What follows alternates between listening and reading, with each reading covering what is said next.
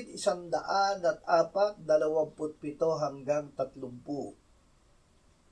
Lahat ng ito sa iyo ay naghihintay upang mabigyan sila sa tamang panahon ng kanilang pagkain. Iyong ibinibigay sa kanila, ito ay kanilang tinitipon.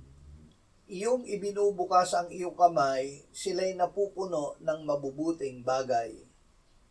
Iyong ikinukubli ang iyong mukha, sila'y nangangamba.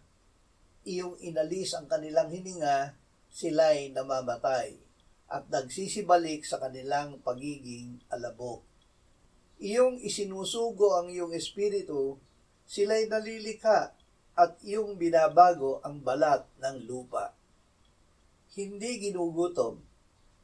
Tayo ay binigyan ng Diyos ng buhay, hindi para gutumin. Ibinigay niya sa lahat ang kalikasan na maghintay ng pagkain. At likas sa Diyos na bigyan tayo nito.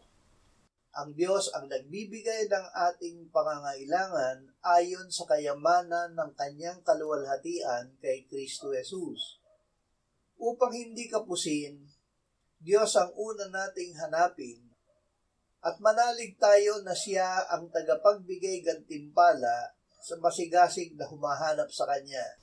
Sinabi ng Panginoong Hesus, humingi kayo at kayo'y bibigyan, humanap kayo at kayo'y makakakita, tumukto kayo at kayo'y pagbubuksan.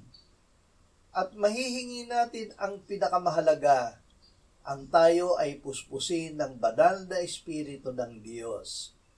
Ako'y mga